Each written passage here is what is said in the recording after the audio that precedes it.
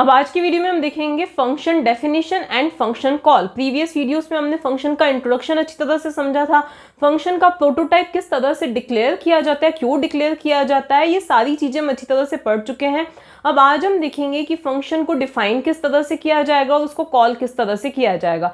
अब function definition का मतलब क्या होता है, फंक्शन की डेफिनेशन मतलब वो फंक्शन क्या काम करने वाला है। ठीक है, जैसे अगर हमें दो नंबर्स को ऐड करने का प्रोग्राम बनाना है तो उसकी डेफिनेशन में हम कुछ ऐसा कोड लिखेंगे कि वो दो नंबर्स को ऐड कर सके। तो कुल मिला के डेफिनेशन का मतलब क्या होता है कि एग्जैक्टली हम उससे क्या काम करवाना चाहते हैं। जैसे मैंने आपको कुछ रियल लाइफ एग्जांपल्स दिए थे, तो जैसे मैंने आपको बताया था कि हमें जरूरत है किसी ऐसे पर्सन की जो क्या कर सके, वेजिटेबल्स कट करके हमको रिटर्न कर सके। तो वो वेजिटेबल्स कट करना क्या हुआ, उसका फंक्शन हुआ। हमें कुछ ऐसे पर्सन की जरूरत है जो क्या कर सके, डिशेस वॉश कर सके। तो डिशेस को कैसे वॉश करना है, ये क्या हुआ, उसका फंक्शन, वो क्या हुआ, उसकी डेफिनेशन हुई। मतलब उसको जो काम करना है, कौन से इंस्ट्रक्शंस उसको परफॉर्म करने हैं, जब उसको बुलाया जाए, जब उसको कॉल किया जाए, ये क्या होती है, फंक्शन की डेफिनेशन होती है। मतलब कुल मिला के जब हम आपको कॉल करेंगे तो आपको कौन कौन से इंस्ट्रक्शंस परफॉर्म करने हैं वो क्या होता है, हम पहले ही क्या कर देंगे, उसको ट्रेन कर देंगे। ठीक है, तो यहाँ पर ट्रेनिंग का मतलब क्या है कि हम क्या करेंगे, फंक्शन को डिफाइन करेंगे, उसमें हम ये बताएंगे कि आपको जब कॉल किया जाएगा तो आपको कौन से इंस्ट्रक्शंस को एग्जीक्यूट करना है। ये होती है फंक्शन की डेफिनेशन। ठीक है, अब फंक्शन की जब हम डेफिनेशन देते हैं तो ये कुछ तीन मेथड्स हो सकते हैं। मतलब कि ऐसा हो सकता है, मतलब एक जो फंक्शन है वो हो सकता है कि ना कोई पैरामीटर्स एक्सेप्ट करे और ना ही कुछ रिटर्न करे। ठीक है, या फंक्शन में क्या हो सकता है कि वो पैरामीटर्स तो एक्सेप्ट करे, मतलब हम उसमें आर्ग्यूमेंट्स तो भेजेंगे लेकिन वो कुछ रिटर्न नहीं करेगा। या फिर क्या हो सकता है कि वो पैरामीटर्स भी एक्सेप्ट करे, हम उसमें आर्ग्यूमेंट्स भी पास करेंगे और वो कुछ ना कुछ रिटर्न भी करेगा। अब अभी अगर आपको ये चीज नहीं समझ में आई हो तो एक रियल लाइफ का वही एग्जांपल हम देखते हैं कि हमारा एक जो हमने कोई पर्सन हायर किया है जो वेजिटेबल्स कट करेगा। मतलब उसका सीधा सा काम क्या है, वेजिटेबल्स कट करना। उसमें भी कुछ स्टेप्स हैं, वॉश करना, पील करना, कट करना, ये सब अलग बात है। उसका मेन एम क्या है, वेजिटेबल्स कट करना। तो अब देखो कुछ केसेस हो सकते हैं like no parameter returns nothing, मतलब हम उसको वेजिटेबल्स नहीं देंगे, हमने कुछ ऐसे इंस्ट्रक्शंस दिए होंगे कि भाई आप ही किसी से ले लेना और फिर कट करना और फिर जिसको भी देनी है उसको रिटर्न कर देना, कुछ ऐसा भी हो सकता है। मतलब हम उसको ना कुछ देंगे ना ही वो हमें कुछ रिटर्न करेगा, वो सिर्फ क्या करेगा, अपना काम करेगा जो उसको कट करने का दिया है। तो जैसे हमें क्या करना है, दो नंबर्स को ऐड करने के लिए एक फंक्शन लिखना है, तो इसका क्या हो सकता है कि हम वो दो नंबर्स प्रोवाइड नहीं करेंगे, वो फंक्शन जो है वो खुद ही यूजर से दोनों नंबर्स पूछेगा और फिर उनको सम करेगा, उनको क्या करेगा, ऐड करेगा और फिर क्या कर देगा, प्रिंट कर देगा। मतलब हमें कुछ नहीं देगा। ठीक है, उसने खुद ही क्या किया, जैसे मार्केट से कुछ चीजें ली, उन पर प्रोसेसिंग की और फिर जिसे देना था वो दे दी। तो वैसे ही ये क्या है, ना हम कुछ उसको पैरामीटर्स पास करेंगे, कुछ आर्ग्यूमेंट्स ना हम पास करेंगे, मतलब वो कोई पैरामीटर्स लेगा भी नहीं और हमें कुछ रिटर्न भी नहीं करेगा। ठीक है, जैसे मैंने एक एग्जांपल बताया था कि हम कुछ मैसेजेस बार बार प्रिंट करवाना चाहते हैं तो हमने फंक्शन लिख लिया, तो जैसे ही मैं मैसेज नाम के फंक्शन को कॉल करूं वो सिंपली क्या करेगा, कुछ मैसेजेस जो मैंने उसको बोल रखे थे वो क्या कर देगा, डिस्प्ले कर देगा, वो मुझे कुछ रिटर्न नहीं करेगा। ठीक है, फिर दूसरा केस हमारा क्या हो सकता है, पैरामीटर्स। मतलब यहाँ पे मैंने शॉर्ट में लिखा है, मतलब पैरामीटर्स तो हम क्या करेंगे, उसमें आर्ग्यूमेंट्स तो हम पास करेंगे, वो पैरामीटर्स तो लेगा। ठीक है, लेकिन रिटर्न्स नथिंग, वो कुछ हमें देगा नहीं। जैसे हमने क्या बोला है, हम आपको वेजिटेबल्स देंगे, आपको कट करनी है और फिर डायरेक्टली किसी और जो कुक है, जो शेफ है, उसको दे देनी है। ठीक है, मतलब हमें कुछ भी नहीं देनी है। ठीक है, तो हम जो है, जैसे ऐड करने का फंक्शन है, हम दो नंबर्स तो आपको देंगे जिनको ऐड करना है, आपको ऐड कर देना है उनको और फिर उनका जो सम है वो हमें रिटर्न नहीं करना है, वो डायरेक्टली क्या कर देना है, स्क्रीन पे प्रिंट कर देना है। ठीक है, इसके बाद नेक्स्ट केस क्या आता है, हम पैरामीटर्स पास भी करेंगे और फंक्शन हमें कोई वैल्यू रिटर्न भी करेगा। मतलब दो नंबर्स भी हमने दिए, ए और बी, जैसे 20 30 ऐड करने, जो भी ऐड करना है, वो दो नंबर्स भी हमने भेजे, उसने सम किया और जो उसका सम था, रिजल्ट था ऐड करने के बाद, वो हमको क्या किया, उसने रिटर्न किया। ठीक है, ये 3 केसेस इसमें हो सकते हैं। और भी केस हो सकता है, लाइक हम क्या करेंगे, कोई पैरामीटर्स, हम कोई आर्ग्यूमेंट्स तो पास नहीं करेंगे, लेकिन वो क्या करेगा, जो फंक्शन है वो हमें कुछ रिटर्न करेगा। लेकिन आज के वीडियो में ये तीनों केसेस, हम एग्जाम्पल कौन सा लेंगे, 2 नंबर्स को ऐड करने का ही एग्जाम्पल लेंगे, लेकिन उसमें हम ये तीनों के तीनों केसेस देखेंगे कि इनके लिए हम फंक्शन कैसे डिफाइन कर सकते हैं, कैसे हम फिर उस फंक्शन को कॉल कर सकते हैं, और उसका प्रोटोटाइप डिक्लेरेशन हम किस तरह से करेंगे। तो सबसे पहले हम हमारा फर्स्ट केस देखते हैं, जिसमें हम ना कोई आर्ग्यूमेंट्स पास करेंगे और ना ही वो फंक्शन कुछ रिटर्न करेगा। अब देखो, हमारा एम क्या है, हमें 2 नंबर्स को ऐड करना है। तो हम सपोज हमारा जो प्रोग्राम, हमारा जो फंक्शन है, उसका नाम भी हम क्या दे देते हैं, ऐड दे देते हैं। तो पहले मैं फंक्शन की डेफिनेशन लिख रही हूँ, उसके बाद मैं मेन फंक्शन लिखूंगी, उसमें हम क्या लॉजिक यूज करेंगे वो लिखूंगी। ठीक है, तो सपोज मैंने जो नाम दिया है फंक्शन का, वो क्या दिया है, ऐड दिया है। ओके, अब क्योंकि वो कोई पैरामीटर्स एक्सेप्ट नहीं करेगा, ठीक है, इसीलिए हम यहाँ पे क्या लगा देंगे, सिंपली ये पैरेंथेसिस, ये तो हमें लगाने ही पड़ेंगे। ये क्या इंडिकेट करता है, ये फंक्शन है। ठीक है, तो यहाँ पे हमने क्या लगाया, पैरेंथेसिस लगाया। यहाँ पे सेमीकोलन नहीं आएगा क्योंकि अभी हमारी फंक्शन की बॉडी स्टार्ट होगी। ओके, इसके बाद में हम यहाँ पे, क्योंकि ये फंक्शन कुछ रिटर्न भी नहीं करेगा, इसीलिए हम यहाँ पे क्या लिख देंगे, वॉइड लिख देंगे। ठीक है, इसके बाद स्टार्ट होती है इसकी बॉडी। बॉडी मतलब वो इंस्ट्रक्शंस हमें लिखने हैं जो इसको परफॉर्म करने जब इसको कॉल किया जाए। तो ये हमारी जो बॉडी आएगी इस फंक्शन की, वो किसके अंदर आएगी, ये कर्ली ब्रेसेस के अंदर आएगी। अब क्योंकि हम इसमें कुछ पास तो कर नहीं रहे हैं, तो अब इसके पास 2 नंबर्स तो होने चाहिए ना कि जिनको वो ऐड कर सके। तो या तो हम 2 नंबर्स यहाँ पे अज्यूम कर सकते हैं, या तो हम क्या कर सकते हैं, यूजर से पूछ सकते हैं। तो अब हमें टोटल कितने इंटीजर्स चाहिए, हमें चाहिए A, B एंड C, जैसे कि किसी भी एडिशन के प्रोग्राम में चाहिए होते हैं। तो हमें ये 3 इंटीजर्स चाहिए। ठीक है, अब क्योंकि हम यूजर से पूछना चाह रहे हैं, तो हम यहाँ पे लिख सकते हैं printf, और फिर यहाँ पर डबल कोट्स में हम क्या लिखेंगे, enter 2 नंबर्स। ठीक है, तो enter 2 नंबर्स, ये हमने मैसेज प्रिंट किया।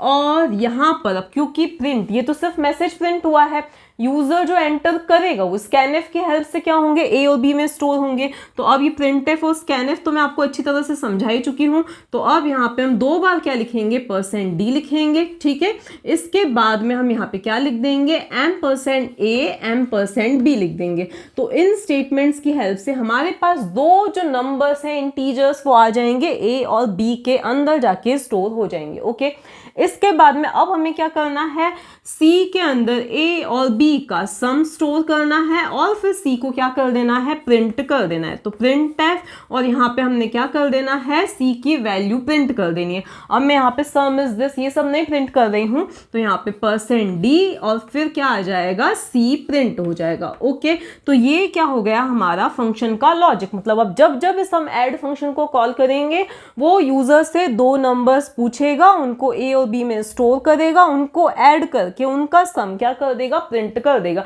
ये सब काम इसी को करना है, हम इसको कुछ भी नहीं देने वाले हैं, ना ही हम इससे कुछ ले रहे हैं। ओके, अब बात ये आती है कि अब हम हमारा मेन फंक्शन का लॉजिक कैसे लिखेंगे। ठीक है, तो अब हमारी सबसे पहले तो ये जो हेडर फाइल है वो आ जाएगी। उसके बाद में अब हमें क्या लिखना है, इस फंक्शन का प्रोटोटाइप डिक्लेयर करना है, मतलब इस फंक्शन का प्रोटोटाइप डिक्लेरेशन लिखना है हमें। ठीक है, तो अब हमारा देखो यहाँ पर फंक्शन कुछ रिटर्न नहीं कर रहा है, तो यहाँ हम क्या लिखेंगे, पहले वॉइड, क्यों, क्योंकि ये कुछ भी रिटर्न नहीं कर रहा है। इसके बाद में फंक्शन का नाम आएगा, तो फंक्शन का नाम ऐड। अब ये क्योंकि कोई आर्ग्यूमेंट्स हम इसमें पास भी नहीं कर रहे हैं, तो यहाँ पर हम सिंपली ये पैरेंथेसिस लगाया और यहाँ पे क्या आ जाएगा, सेमीकोलन, क्योंकि इसका प्रोटोटाइप डिक्लेरेशन एंड हो चुका है। ठीक है, अब आएगा हमारा मेन फंक्शन, तो यहाँ पे हमने लिखना है इंट मेन, और फिर हम क्या लिखेंगे, तो फिर हमें क्या करना है, इस फंक्शन को सिंपली, ज़्यादा कुछ भी नहीं करना है, हमें सिर्फ इसको मेन फंक्शन से कॉल करना है। ओके, क्योंकि हमें अब यूजर्स से कोई नंबर्स लेने ही नहीं है, ये खुद ही ये सब काम कर रहा है। तो अब हम सिंपली क्या करें, अब चाहो तो यहाँ पे मेन के अंदर दूसरे भी स्टेटमेंट्स लिख सकते हो, लाइक फ्रॉम मेन, ये वो जो भी आपको प्रिंट करवाना है करवा सकते हो। मुझे सिंपली क्या करना है, इस फंक्शन को कॉल करना है। तो अब मैं सिंपली यहाँ पे क्या कर दूंगी, ऐड, मतलब मैं इस ऐड फंक्शन को बुला रही हूँ, कॉल कर रही हूँ। ठीक है, कॉल किया और फिर यहाँ पे क्या लगा दिए, क्योंकि अब मुझे यहाँ पे कोई आर्ग्यूमेंट्स नहीं भेजने हैं, तो ये सिंपली ये पैरेंथेसिस लगाए और यहाँ पे क्या आ जाएगा, जाएगा हमारा सेमीकोलन। तो इस तरह से किसी फंक्शन को कॉल किया जाता है। सबसे पहले उस फंक्शन का नाम लिखा जाता है, अगर वो फंक्शन कुछ रिटर्न कर रहा है तो उसकी अलग बात है, वो मैं नेक्स्ट प्रोग्राम में आपको बताती हूँ। तो पहले यहाँ पे फंक्शन का नाम। अब अगर हमें कोई आर्ग्यूमेंट्स भेजने हैं तो ये पैरेंथेसिस के अंदर हम वो आर्ग्यूमेंट्स भी पास करेंगे, नहीं भेजने तो सिंपली इसकी एंडिंग की हमने और फिर सेमीकोलन लगाना है, ठीक है। फंक्शन कॉल में सेमीकोलन आता है, ओनली डेफिनेशन में सेमीकोलन इसलिए नहीं आ रहा है क्योंकि यहाँ पे हम इसको एंड नहीं कर रहे हैं, इसकी बॉडी यहाँ से स्टार्ट हो रही है, ठीक है। इसके बाद में बस हमने सिंपली इसको ऐड को कॉल किया और फिर यहाँ पे रिटर्न 0। अब ये प्रोग्राम एग्जीक्यूट किस तरह से होगा, या सपोज मैं यहाँ पे एक और प्रिंटफ स्टेटमेंट लिखती हूँ लाइक फ्रॉम मेन, ठीक है। क्या लिख रही हूँ मैं, फ्रॉम मेन, ऐसा कुछ लिख रही हूँ। अब ये फंक्शन कॉल किस तरह से होगा, मतलब एग्जीक्यूट ये प्रोग्राम किस तरह से होगा। तो अब चाहे आप इस फंक्शन की डेफिनेशन को उठा के कहीं पे भी रख दो, मेन के पहले भी रख दो, लेकिन ये रूल है कि किसी भी प्रोग्राम का एग्जीक्यूशन कहाँ से स्टार्ट होता है, मेन से ही स्टार्ट होता है। भले ही आप इस डेफिनेशन को कहाँ पे शिफ्ट कर दो, इसके ऊपर शिफ्ट कर दो, उससे फर्क नहीं पड़ता है, ठीक है। तो अब जो एग्जीक्यूशन है मेन से स्टार्ट हुआ।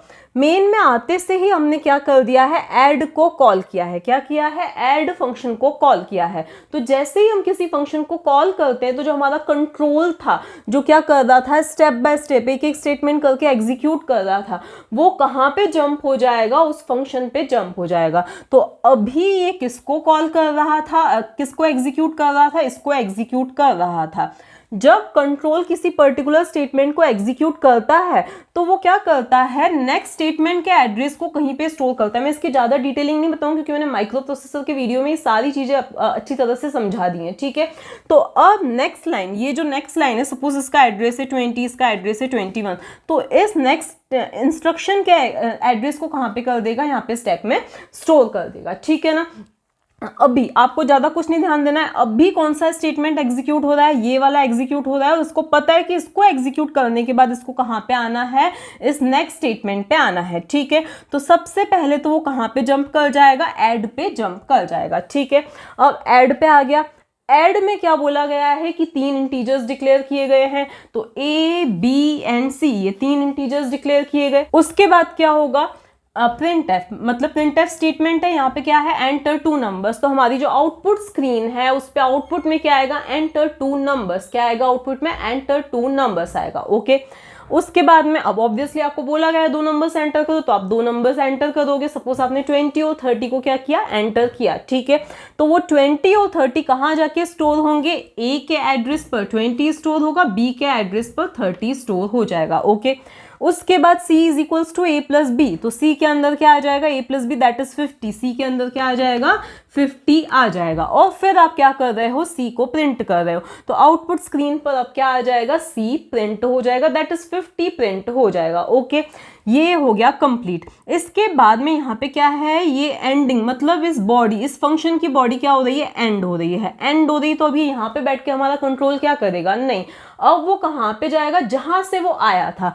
कहाँ से आया था, यहाँ से। अब यहाँ पे हमने क्या बोल दिया था कि जब ये स्टेटमेंट, ये इंस्ट्रक्शन एग्जीक्यूट हो जाए तो उसको कहाँ पे जाना है, नेक्स्ट इंस्ट्रक्शन पे जाना है। तो क्योंकि ये इंस्ट्रक्शन कंप्लीट हो चुका है तो अब उसको कौन से इंस्ट्रक्शन पे जाना है, जिसका एड्रेस 20 है। तो अब हमारा जो कंट्रोल है वो कहाँ पे आ जाएगा, यहाँ पर आ जाएगा, क्योंकि ये स्टेटमेंट एग्जीक्यूट पूरा हो चुका है। हमने जो बोला था कि ऐड को कॉल करना है, वो ऐड कॉल हो चुका है, पूरा एग्जीक्यूट हो चुका है। तो अब हम सीधे कहाँ पे चले जाएंगे, यहाँ पे चले जाएंगे और आउटपुट में क्या आ जाएगा, फ्रॉम मेन। तो हमारे आउटपुट में पहले आया था एंटर 2 नंबर्स, आपने 2 नंबर्स एंटर किए, उनका सम प्रिंट हुआ और फिर हम यहाँ पे आ गए, कहाँ पे, यहाँ पे फ्रॉम मेन। तो आउटपुट में क्या आ गया, फ्रॉम मेन आ गया, और ये डबल कोट से सॉरी। इसके बाद में क्या आ गया, रिटर्न 0, मतलब अब हमारा प्रोग्राम क्या हो गया, टर्मिनेट हो गया, ठीक है। अब अगर यही हम क्या चाहते हैं कि हम नहीं चाहते हैं कि ये फंक्शन खुद ही पूछे 2 नंबर्स, हम पैरामीटर्स पास करना चाहते हैं, तो हम इसमें क्या चेंजेस करेंगे। तो देखो, हम क्या चाहते हैं कि ये जो प्रोग्राम है वो क्या करे, हमसे 2 नंबर्स नहीं पूछे, हम खुद पैरामीटर्स पास करना चाहते हैं। तो ऑब्वियसली इन स्टेटमेंट स्टेटमेंट्स की तो जरूरत है ही नहीं। कौन कौन से स्टेटमेंट्स की? इन स्टेटमेंट्स की अब जरूरत ही नहीं है, ठीक है। तो ये स्टेटमेंट्स यहाँ से हटा दिए जाएंगे। अब देखो जैसा कि मैंने क्या बोला कि आर्ग्यूमेंट्स हम खुद पास करेंगे, मतलब नंबर्स हम खुद भेजेंगे। कहाँ से भेजेंगे? जहां से हम कॉल कर रहे हैं वहीं से भेजेंगे। तो हम यहाँ पर ऐड को यहाँ से कॉल कर रहे हैं, तो हमारे जो दो नंबर्स हम ऐड करवाना चाहते हैं वो हम क्या भेज करेंगे? यहीं से सेंड करेंगे इसको, ठीक है। तो सपोज मुझे वही 20 और 30 को ऐड करना है, तो मैं यहीं से 20 और 30 इन दोनों को क्या करूंगी? पास करूंगी। अब यहाँ पे ये पास करने का एक और तरीका है, वो भी हम देखते हैं। तो यहाँ पे 20 लिख दिया, यहाँ पर हमने 30 लिख दिया, ठीक है। तो ये 20 और 30 मुझे यहीं से भेजने हैं। अब अगर मैं यहाँ से कुछ भेज रही हूँ तो सामने वाले का भी फर्ज बनता है कि उसको लेना है उन दोनों चीजों को। ऐसे तो नहीं कि मैं लेके खड़ी हो जाऊंगी, ठीक है। तो अगर मैं कुछ दे रही हूँ तो वो सामने वाला उसको कुछ लेगा भी, लेने के लिए उसके पास भी तो कुछ होना चाहिए। तो अब यहाँ से मैं क्योंकि दो इंटीजर्स भेज रही हूँ तो यहाँ पर भी इसके पास ये दो इंटीजर्स होने चाहिए, वेरिएबल्स होने चाहिए, जिसमें वो इन दोनों इंटीजर्स को क्या कर सके? एक्सेप्ट कर सके। क्या कर सके? एक्सेप्ट कर सके, ठीक है। तो इस स्टेटमेंट के बाद होना क्या है? ये जो 20 है वो किसके अंदर स्टोर हो जाएगा? इस ए के अंदर स्टोर हो जाएगा। और ये जो 30 है वो किसके अंदर स्टोर हो जाएगा? बी के अंदर। यहाँ पे हम सिंपली ए कॉमा बी नहीं लिख सकते हैं। क्यों नहीं लिख सकते हम ए कॉमा बी? क्योंकि हम ए और बी दो वेरिएबल्स, हम क्या बोल रहे हैं? ए और बी दो वेरिएबल्स हैं जिनके अंदर ये 20 और 30 स्टोर हों, तो उनका कोई एग्जिस्टेंस भी तो होना चाहिए। तो इसीलिए हमने यहाँ पे क्या लिखा है? इंट स्पेस ए इंट स्पेस बी। तो इस तरह से यहाँ पे क्या हो रहे हैं?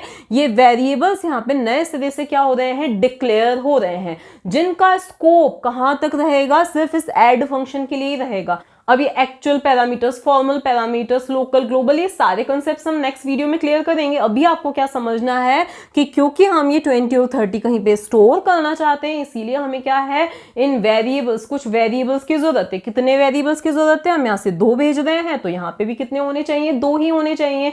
इंटीजर्स भेज रहे हैं तो वो क्या होने चाहिए? इंटीजर्स ही होने चाहिए, ठीक है। अगर आप कोई सा लिक्विड किसी को दे रहे हो तो उसके पास, जो सामने वाले के पास यूटेंसिल है, बर्तन है, वो वैसा ही होना चाहिए जो लिक्विड को होल्ड कर सके। अगर आप कोई सॉलिड चीज दे रहे हो तो उसके पास कुछ ऐसा ही बर्तन होना चाहिए जिसमें वो सॉलिड को स्टोर कर सके। तो आप यहाँ से इंटीजर्स भेज रहे हो तो यहाँ पर भी कुछ ऐसे ही वेरिएबल्स किस टाइप के होने चाहिए? इंटीजर टाइप के ही होने चाहिए। तो इसीलिए हमने यहाँ पे क्या लिखा? इंट ए इंट बी। और इनका स्कोप सिर्फ कहाँ तक है? इस ऐड तक ही। क्यों? क्योंकि हमने इसको डिक्लेयर कहाँ पे किया है? यहीं पे डिक्लेयर किया है। तो इसके जस्ट बाद ए और बी दो इंटीजर्स डिक्लेयर हुए। ए के अंदर क्या कॉपी हो जाएगा? 20 और बी के अंदर क्या कॉपी हो जाएगा? 30, ठीक है। ए के अंदर 20, बी के अंदर 30, ये हो गया। इसके बाद अब क्या हुआ? हमारे पास ए, यहां पर इस फंक्शन में ए भी है, बी भी है, ठीक है। अब हमें सिंपली इन दोनों को क्या करना है? ऐड करना है। तो यहां पर आपको यहां पे लिखना पड़ेगा इंट स्पेस सी। तो ये सी हमने क्यों डिक्लेयर किया? क्योंकि हम ए और बी को ऐड करके कहीं किसी और नंबर में स्टोर करना चाहते हैं। आप स्टोर नहीं भी करना चाहते हो तो डायरेक्टली यहाँ पर print F A plus B को प्रिंट कर सकते हो, ठीक है ना। तो देखो यहाँ पे हमने क्या किया है? सी को डिक्लेयर किया, सी के अंदर ए प्लस बी लिखा। तो देखो ए प्लस बी 20 प्लस 30 50 किसके अंदर स्टोर हो जाएगा? सी के अंदर स्टोर हो जाएगा। और इस सी का भी स्कोप कहाँ तक है? सिर्फ ऐड तक। मतलब स्कोप का मतलब क्या है? सिर्फ इस ऐड को ही पता है कि ये ए बी और सी क्या है, ठीक है ना। तो अब देखो c is equals to A plus B, C की वैल्यू क्या हो गई? 50 हो गई। और फिर ये 50 क्या हो गया? यहीं पे प्रिंट हो गया। मतलब इस फंक्शन ने कोई c की वैल्यू या सम जो है वो रिटर्न नहीं किया। तो इस फंक्शन ने क्या किया है? दो पैरामीटर्स को एक्सेप्ट किया है, उन पर जो भी प्रोसेसिंग करनी थी वो प्रोसेसिंग की। यहाँ पे मैं जो भी प्रोसेसिंग क्यों बोलती हूँ? क्योंकि अगर आप कोई भी फंक्शन बनाओगे तो ऑब्वियसली सिर्फ एडिशन के लिए तो नहीं बनाओगे, आप कुछ और फैक्टोरियल या कोई बड़े लॉजिक के लिए फंक्शन बनाओगे। तो जो भी आपको जो पैरामीटर्स पास करने हैं आपने पास किए। इस तरह से हम क्या कर सकते हैं? आर्ग्यूमेंट्स पास कर सकते हैं, ठीक है ना। तो अब यहाँ पर क्या हुआ? इसने प्रोसेसिंग की उस पर और रिजल्ट को यहीं पे प्रिंट कर दिया, कुछ भी रिटर्न नहीं किया, ठीक है। तो आपने देखा कि अगर हमें आर्ग्यूमेंट्स पास करने हैं तो हम फंक्शन को किस तरह से कॉल कर सकते हैं। लेकिन उसके लिए जो हमारी फंक्शन का जो ये प्रोटोटाइप डिक्लेरेशन है वो क्या हो जाएगा? चेंज हो जाएगा। क्यों चेंज हो जाएगा? क्योंकि यहाँ पे हम क्या बोल रहे हैं? ऐड एक फंक्शन है जो कोई पैरामीटर्स एक्सेप्ट, जिसमें हम कोई आर्ग्यूमेंट्स पास नहीं कर रहे हैं, ठीक है ना। लेकिन हमारा जो ऐड है वो तो क्या कर रहा है, 2 पैरामीटर्स एक्सेप्ट कर रहा है। तो यही चीज हमें यहाँ पे क्या करनी पड़ेगी, स्पेसिफाई करनी पड़ेगी। तो यहाँ पर हमारे क्या चेंजेस आ जाएंगे, यहाँ पे हम क्या लिखेंगे, क्योंकि ये 2 इंटीजर्स ले रहा है तो यहाँ पे हम क्या लिख देंगे, इंट कॉमा इंट लिख देंगे।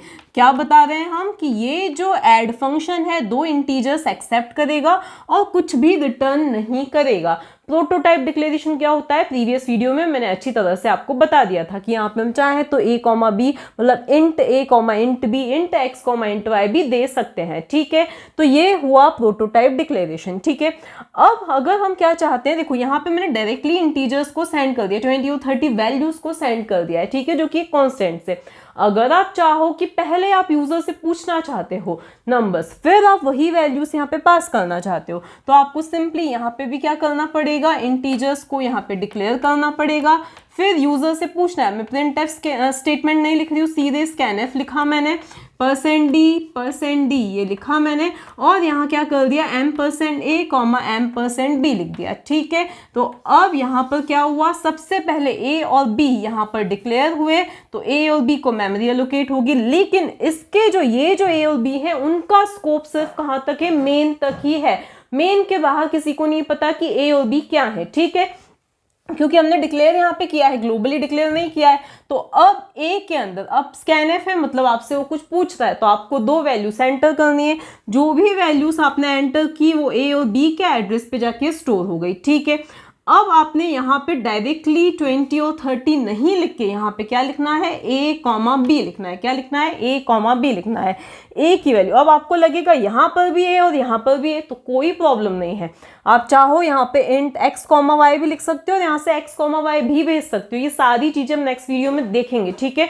नेम सेम भी देते हो तो कोई प्रॉब्लम नहीं है, क्यों, क्योंकि मैं बार बार बोल रही हूँ, यहाँ पे आपने ए और बी डिक्लेयर किया तो उनका स्कोप सिर्फ यहीं तक है, यहाँ पर आपने ए और बी डिक्लेयर किया तो उनका स्कोप सिर्फ यहीं तक है। मतलब यहाँ पे कोई ऐसी एरर नहीं आएगी कि ए और बी तो ऑलरेडी डिक्लेयर्ड है, नहीं, क्योंकि इसको पता भी नहीं है कि ये वाले ए और बी कौन से हैं, ठीक है।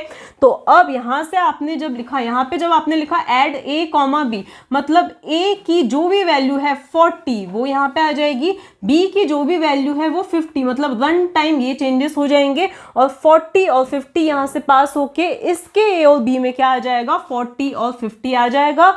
सम रिजल्ट जो है एडिशन होगा इनका और सम यहीं पे प्रिंट हो जाएगा, ठीक है। अब हमारा लास्ट केस हम देखेंगे जिसमें हम क्या देखेंगे कि हम आर्ग्यूमेंट्स भेजेंगे भी, मतलब हमारा फंक्शन पैरामीटर्स एक्सेप्ट भी करेगा और कोई वैल्यू रिटर्न भी करेगा, ठीक है। तो अब उसके लिए हमें क्या करना है, हम क्या चाहते हैं, हम पैरामीटर्स, हम क्या करेंगे, यहाँ से आर्ग्यूमेंट सेंड करेंगे। देखो पैरामीटर्स, आर्ग्यूमेंट्स, लोकल आर्ग्यूमेंट्स, ये सारी चीजें हम नेक्स्ट वीडियो में देखेंगे, ठीक है ना। तो अब यहाँ पे हमने क्या किया, सबसे पहले यूजर से ए और बी की वैल्यू पूछी, तो ए की जो भी वैल्यू है, बी की जो भी वैल्यू यूजर ने दी है 40 50 यहाँ पे स्टोर हो गई। अब हम क्या चाहते हैं कि हम इन वैल्यूज को भेजना चाहते हैं, ठीक है, किस फंक्शन पे, ऐड फंक्शन पे पास करना चाहते हैं। तो यहाँ पे हमने क्या लिखा, ऐड लिखा, और ये ए और बी की वैल्यूज को हम क्या करना चाहते हैं, पास करना चाहते हैं। तो यहाँ पे मैंने क्या लिखा, ए कॉमा बी। यहाँ पे मैंने डायरेक्टली वैल्यूज क्यों नहीं लिखी, क्योंकि मैं यूजर से वैल्यूज पूछ रही हूँ, उनको ए और बी में स्टोर कर रही हूँ और फिर वो वैल्यूज में क्या कर रही हूँ, पास करवाना चाह रही हूँ, ठीक है। तो ये ए और बी मैंने लिखा। इसके बाद में अब होगा क्या, देखो हमारा जो फंक्शन है वो ये कॉल तो हो जाएगा, ये फंक्शन कॉल हुआ, जो भी वैल्यूज थी इसके ए और बी में क्या हो जाएंगी, कॉपी हो जाएंगी। क्या हो जाएंगी, कॉपी हो जाएंगी। उसके बाद क्या हुआ, सी नाम का एक वेरिएबल डिक्लेयर हुआ, उसके अंदर इन दोनों का सम जो कि क्या है 90 है वो हो गया, ठीक है। यहाँ तक काम हो गया। अब मैं नहीं चाहती हूँ कि मैं जो सम है यहीं पे प्रिंट करूँ, मुझे जिसने कॉल किया था मैं उसी को सम क्या करना चाहती हूँ, रिटर्न करना चाहती हूँ, ठीक है। मतलब मुझे क्या करना है, रिटर्न करना है, कुछ क्या करना है, भेजना है, ठीक है। तो यहाँ पे अब मैं क्या लिखूंगी, रिटर्न स्टेटमेंट लिखूंगी। क्या लिखूंगी, रिटर्न स्टेटमेंट लिखूंगी। मुझे क्या रिटर्न करना है, सम, जो कि किसके अंदर है, सी के अंदर है मेरा रिजल्ट, तो मैंने क्या लिख दिया, सी। तो अब यहाँ पे मैंने क्या लिखा, रिटर्न सी लिखा, ओके। तो अब ये होगा क्या, जैसे ही ये रिटर्न स्टेटमेंट यहाँ पे एनकाउंटर होता है तो रिटर्न मतलब जहां से मैं आई थी वहीं मुझे वापस जाना है, जहां से हमारा कंट्रोल यहाँ पे आया था वहीं पे उसको क्या करना है, वापस जाना है और ये C वैल्यू को लेके जाना है, ठीक है। तो ये क्या करेगा, हमारा जो कंट्रोल था ये C की जो भी वैल्यू थी 90 उसको क्या करेगा, रिटर्न करेगा। किसको रिटर्न करेगा, जिसने इसको कॉल किया था, ठीक है। तो अब कॉल कहाँ पे किया गया था, यहाँ पे कॉल किया गया था, तो यहीं पे ये वैल्यू क्या की जाएगी, C की जो 90 वैल्यू है वो रिटर्न कर दी जाएगी। तो इस स्टेटमेंट का जो रिजल्ट आ जाएगा वो क्या आ जाएगा, 90 आ जाएगा। इस केस में 90 आ जाएगा, ठीक है। अब यहाँ पर इसका रिजल्ट क्या आया है, 90 आया है, मतलब इसने हमें कुछ दिया है। जैसे यहाँ से हम कुछ भेज रहे थे तो कहीं पे लिया जा रहा था, एक्सेप्ट किया जा रहा था। यहाँ से अब हम कुछ भेज रहे हैं तो किसी के अंदर हमें क्या करना है, अगेन हमें कंटेनर, हमें कुछ चाहिए जिसके अंदर हम उस वैल्यू को स्टोर कर सकें, ठीक है। तो अगेन हमें एक इंटीजर चाहिए जिसके अंदर इस 90 को, इस सम को, इस रिजल्ट को स्टोर किया जा सके। तो अब सपोज मैंने C के अंदर इसको क्या कर दिया, स्टोर। तो अब आपको यहाँ पे C को भी क्या करना पड़ेगा, डिक्लेयर करना ही पड़ेगा, ठीक है। तो अब होगा क्या, ये जो 90 रिजल्ट था वो किसके अंदर आ जाएगा, C के अंदर आ जाएगा। तो C की वैल्यू क्या हो गई, 90 हो गई। C की वैल्यू 90 हो गई। अब हम सिंपली C की वैल्यू को प्रिंट कर सकते हैं। अब क्या ये प्रोग्राम एंड हो गया, नहीं एंड हुआ, इसमें एरर आएगी। क्यों एरर आएगी, क्योंकि देखो अब यहाँ पे रिटर्न 0 वगैरह लिख देना। इसके बाद में अब क्या होगा, यहाँ पे हम क्या बोल रहे हैं कि ये फंक्शन क्या कर रहा है, कुछ रिटर्न कर रहा है। यहाँ पे ये क्या है, रिटर्न कर रहा है, लेकिन हमने यहाँ पे क्या बोला है, वॉइड, मतलब ये फंक्शन कुछ नहीं रिटर्न करेगा, तो यहाँ पे एरर आ जाएगी। तो आपको यहाँ वॉइड की जगह क्या लिखना है, देखो C का डेटा टाइप क्या है, इंट है, मतलब ये फंक्शन इंटीजर रिटर्न कर रहा है, तो यहाँ पे हमें क्या लिख देना है, इंट लिख देना है। भाई ये फंक्शन क्या कर रहा है, इंटीजर रिटर्न कर रहा है। तो डेफिनेशन में हमें ये चेंजेस करने, तो ऑब्वियसली यही चेंजेस हमारे कहाँ होंगे, प्रोटोटाइप में भी होंगे। तो यहाँ पे भी हम क्या लिख देंगे, इंट लिख देंगे।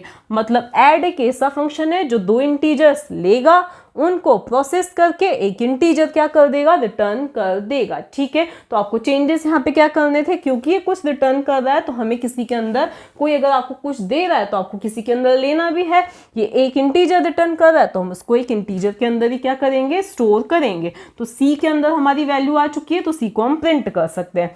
अगर आप चाहो तो यहाँ पर सीधे क्या लिख सकते थे, रिटर्न A+B भी लिख सकते थे। क्या लिख सकते थे, रिटर्न A+B भी लिख सकते थे, ठीक है। तो भी कोई प्रॉब्लम नहीं थी, फिर C की जरूरत भी नहीं पड़ती। यहाँ पे भी आप क्या करते, C के अंदर ना लेके यहाँ पर ही सीधे इसको ऐड को कॉल भी कर सकते थे, लेकिन ये चीजें हम नेक्स्ट वीडियोस में देखेंगे।